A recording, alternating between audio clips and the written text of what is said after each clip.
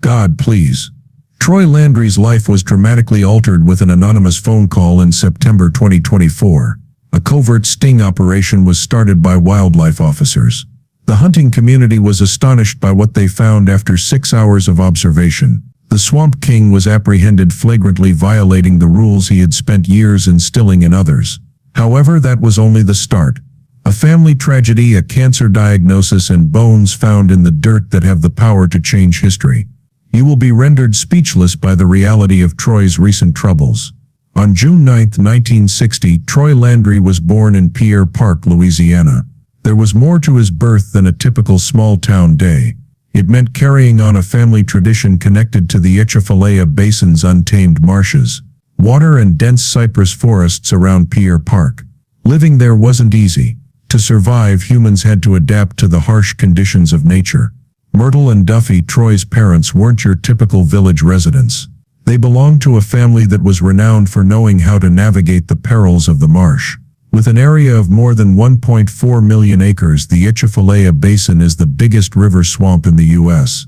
People were put to the test here by poisonous snakes, alligators, and floods. Troy was raised in an era when contemporary conveniences were uncommon. Many houses lacked paved roads and power. Troy's life was molded from birth by the hardships of the marsh and his family's fortitude. Troy was descended from hunters for 5 generations. One of the earliest people to earn a living in the wetlands was his great-great-grandfather. He worked as a lumberjack, collected moss, captured animals, and hunted crocodiles. The marsh was hazardous, but it also offered food and revenue. The family worked hard to get their extensive understanding of the land, weather, and animal habits. The Landrys were well known in the area for their prowess in alligator hunting by the time Troy was born. They put in long hours and took many risks each year during the 30-day alligator season. As many gators as they could tag and capture was their aim. It was well known that the Landry would bring in enormous alligators, some of which were more than 12 feet long.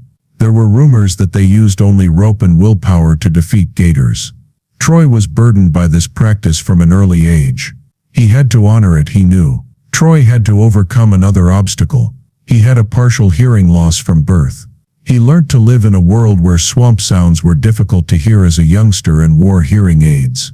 By adulthood, his left ear could only hear 20% of what he heard, and his right ear was deaf. In an environment where hearing was important, this may have been dangerous, but Troy discovered new ways to live. He concentrated on keen vision and vibrations. The slightest movement in the foliage or wave on the lake caught his attention. These abilities turned become his strong suit. He became one of the greatest hunters in the world because of what might have prevented him. When Troy was 12 years old, he began hunting. He learned everything from his father, Duffy. This was no joke. The work was serious. Troy gained knowledge about reading animal tracks, checking traps, and catching catfish. He learnt the dangers of the work, assisted with bait, and tied knots strong enough for a gator during his first alligator hunt. By the time he was a teenager, he was regarded as a proficient hunter who could manage the perils of the marsh. These early encounters influenced his personality and methods of operation. Troy was not the only resident of Pierre Park. During the 1960s and 1970s, the community was close-knit Sinjan. Individuals assisted one another. They exchanged culinary customs and tales. Crawfish boils and the fleet's blessing were significant occasions. Everyday life included the use of the Sinjan language, music, and cuisine. Troy's parents were admired for their generosity and encouragement. Troy learned the value of commitment, diligence, and humility in this setting. Troy expanded beyond hunting as he got older.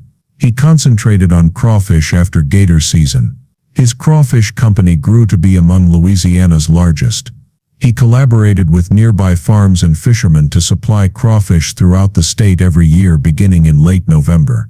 Troy's business contributed significantly to Louisiana's production of more than 90% of the crawfish consumed in the United States.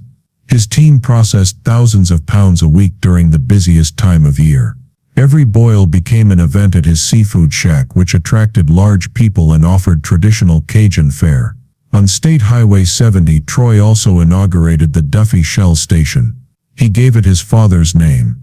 It developed into more than just a gas station. Both residents and tourists congregated there.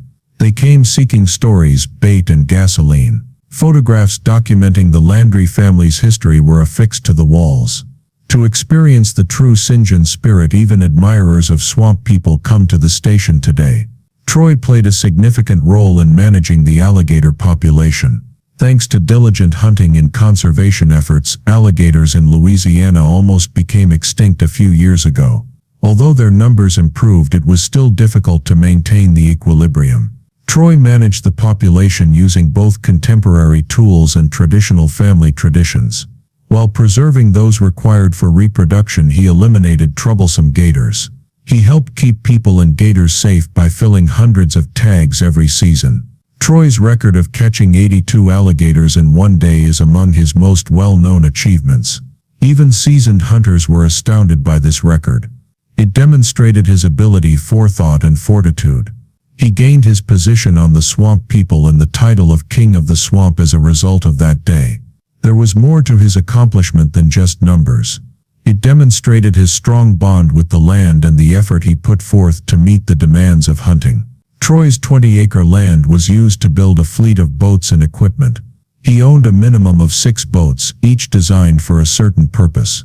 His equipment was made to withstand difficult conditions and large catches. He collaborated with his family to construct, repair, and enhance the necessary tools.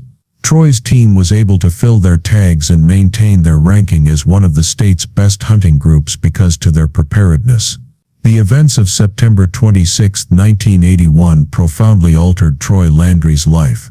On that day he married Bernita in a modest ceremony tucked away in a bayou in Louisiana. It was a small wedding attended only by close friends and relatives. However, the cooperation that began that day lasted for more than 40 years. Troy had Bernita at his side through every hardship, first as a school teacher and then as a History Channel publicist. The initial years were difficult. They were having financial difficulties. However, their devotion and affection for one another remained unwavering. Troy became the king of the swamp thanks to their link, and their family became powerful enough to be featured on national television. Troy and Bernita moved into a little trailer on a 3-acre plot of property in Pier Park following their wedding. For over 30 years they remained there. They could afford it, but it wasn't what they had hoped for. That trailer came to represent their arduous pursuit of a better life. Troy carefully saved each cypress plank he pulled from the swamp, anticipating the day when they might construct the house of their dreams. That small room was where they brought up their kids. Birthdays were celebrated there. There they greeted their grandchildren. Despite being a modest house, it was rich in tradition and love. In that world their sons were raised. Chase was born on February 22, 1990, and Jacob was born on December 27, 1983. Additionally, Troy became the stepfather of Brandon, Bernita's son. From the beginning he treated Brandon like his own. From an early age the boys were aware of the marsh. They learned how to hunt the local alligators, how to live there, and how to show respect for it. Despite just lasting 30 days annually, alligator preparation takes a full year. It wasn't only a trade that those lads learned. It was a lifestyle. Millions of people watched the swamp dwellers on television to witness their way of life in action. Troy and Bernita eventually constructed their ideal home after decades of saving and self-deprivation. They moved into their 1,860-square-foot timber home on Mike Street just before Christmas 2011. Troy labored in the wetlands, and every bit of cypress in the home came from there. The house has no sheetrock. The pine ceiling and walls are flawlessly fitted. Troy even constructed the 12-foot cypress table where they eat. An enormous 30 by 34-foot family room in the mansion is embellished with an 11-ton alligator head and deer antlers. Antiques, keepsakes, old photographs, and family memories can be found in every room. It's more than just a house. It's the culmination of years of arduous labor and a goal realized. Troy hunted more than simply gators. He imparted all of his knowledge to his sons. They were in the swamp with him as soon as they could grasp a pole. He showed them how to track gators, set bait, and appreciate the risks involved in hunting. Hunting alligators is one of the riskiest occupations in the nation. However, Troy prepared his boys for any danger, so they were ready. When Troy was discovered by the History Channel in 2010, everything changed. The first episode of Swamp People aired on August 22, 2010. The audience was immediately captivated. In the swamp, they witnessed a real man going about his daily life. Troy wasn't lying. He was only being himself. He became a star because of that. A total of 3.1 million people watched the first episode. That figure increased to 3.9 million by the time the second season premiered on March 31, 2011. With 5.5 million viewers, the season 2 finale broke the previous record.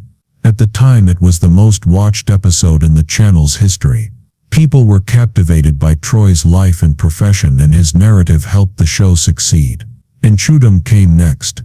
Troy's Sinjun accent and his straightforward yell made him renowned. When it was time to make the shot, he initially shouted it to his sons and crew.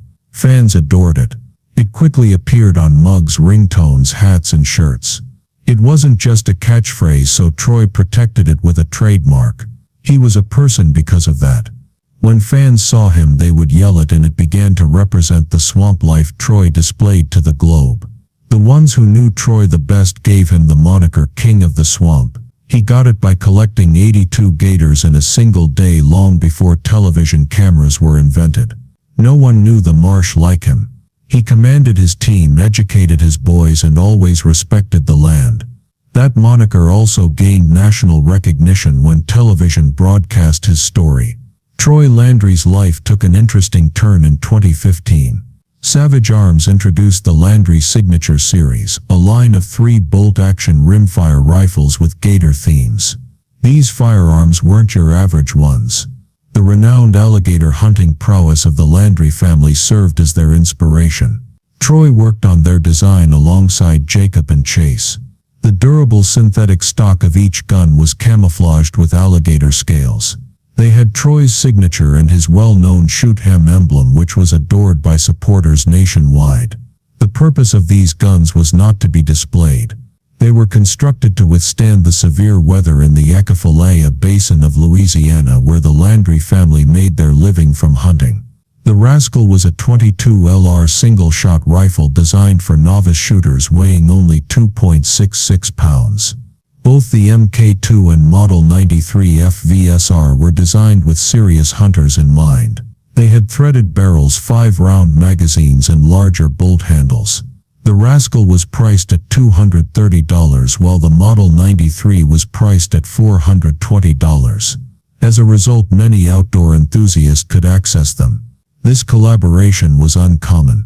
It demonstrated how Troy's success on reality TV translated into actual top-notch equipment for explorers worldwide. Troy quickly gained more possibilities as a result of his exuberant nature. Swamp People. Blood and Guts was a brand new program that debuted in 2016. It delved deeper into the dangerous and difficult realm of hunting alligators. As the Landry family confronted peril head-on, viewers witnessed their bravery and cunning. However, it didn't end there. Swamp Mysteries with Troy Landry got underway on June 7, 2018. A distinct side of Troy was revealed in this 6-episode series. He traversed the southern United States after departing from Louisiana's wetlands. He faced some rather terrifying beasts with the help of local specialists. He hunted El Diablo, a gigantic gator, in Mississippi. He pursued Garzilla, a garfish the size of a man, in Louisiana. He took on feral hogs in Texas.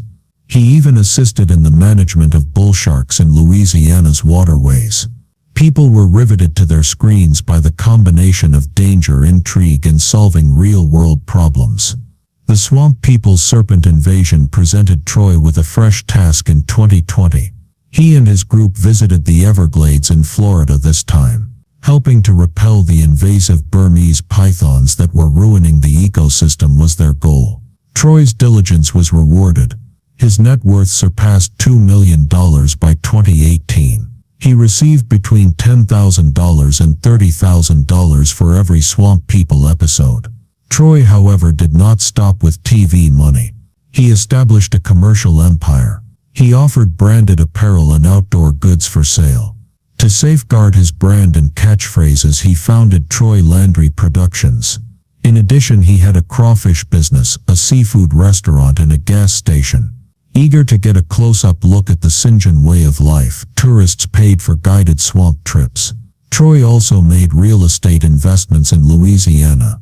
He remained financially stable and firmly rooted in his heritage thanks to all of these endeavors.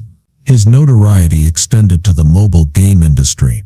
Troy rose to fame on Chutumangri Swamp at the height of his television career. This arcade-style game was made available for Kindle Android and Apple devices. In a virtual swamp, players attempted to tag gators while wearing Troy's boots. Because Troy's voice, his striped clothing, and his well-known catchphrases were all present, the game had a realistic feel. It demonstrated the strength of Troy's brand and introduced the excitement of the bayou to a completely new audience. One of Troy's proudest accolades came in 2021. In the celebrity category, he received the Louisianian of the Year award. His accomplishment on TV wasn't the only reason for this honor. Troy was honored as a genuine representation of Cajun power and culture. He always remained loyal to his roots, having lived his entire life on the waters of the Acapulco Swamp. He continued to reside at Pierre Park despite his wealth and celebrity. He taught young swampers the bayou ways while working with his family. No amount of strength could protect Troy Landry from the heartbreak he experienced in 2021. After a protracted agonizing illness, the man fans knew as the fierce king of the swamp lost his loving mother. Troy wasn't the only one devastated by her death. The entire Landry family felt a profound void as a result. Through the turbulent and uncertain life of the bayou, she had served as their compass. The family felt lost without her. Troy made an effort to maintain his strength in order to maintain his reputation as the tough alligator hunter. However, beneath that facade, he was a grieving son. Support and affection were poured forth by fans who viewed the Landrys as the epitome of family harmony. Everyone was reminded by the loss that grief has the power to bring even the strongest people to their knees. Troy was attempting to recover until 2022 dealt him another setback. It was his own health this time. When Troy disclosed that he had prostate cancer, his fans were taken aback. He didn't mince words. He spoke in plain, unvarnished terms. He had cancer in his prostate. The news came as a shock at age 61. For Troy and all those who appreciated his strength. His candor broke the taboo around prostate cancer by encouraging many guys to talk about their personal health. The once invincible gator hunter suddenly appeared fragile, and his fight turned into a symbol of bravery. Troy wasted no time. He had his prostate removed during life-saving surgery. He informed followers of the result on June 1, 2022. Although hearing the truth was difficult, the operation was successful. The cancer has spread to his entire prostate. It was difficult to recover. It was a significant surgery. The dangers are real. Troy, however, remained loyal to himself, expressing gratitude to his physicians and supporters while focusing on the next gator season. People's perceptions of cancer changed as a result of his candor about the struggle. The illness wasn't the only factor. It was about retaliating. Regardless of how difficult the journey was, the family faced another storm as Troy recovered. False stories began to circulate like wildfire in August 2022. Claims that Troy had passed away at the age of 62 were all over the internet. His fans were devastated, thinking he had died of cancer. His son Jacob had to step in and produce a video to verify his father was still alive because the rumors were so strong. Always with a quip to lighten the mood, Troy made light of the situation. The incident demonstrated how quickly lies may proliferate and how upsetting they can be for families who are already dealing with a lot. Troy never lost focus in spite of everything. He only wanted to return to the swamp. He spent time with his grandson and prepared for the upcoming hunting season on his property just a few weeks after undergoing surgery. The man was adamant about doing what he loved despite all that had happened to him. He demonstrated that no sickness could break his spirit when he returned for Swamp People Season 14. Another test followed, one that neither parents nor grandparents ever want to encounter. The Landry family welcomed baby Crew into the world on July 13, 2024. But happiness soon gave way to worry. Following 8 hours of labor, Shelley needed an emergency cesarean section. Crew was born gasping for air. He fought for every breath throughout his first 24 hours in the intensive care unit. The team quickly appeared to be safe and the family remained strong, but the hospital stay revealed another issue. High amounts of direct bilirubin, an indication of liver problems, were found in his blood. A nightmare was beginning. Crew's bilirubin levels continued to rise in the weeks that followed.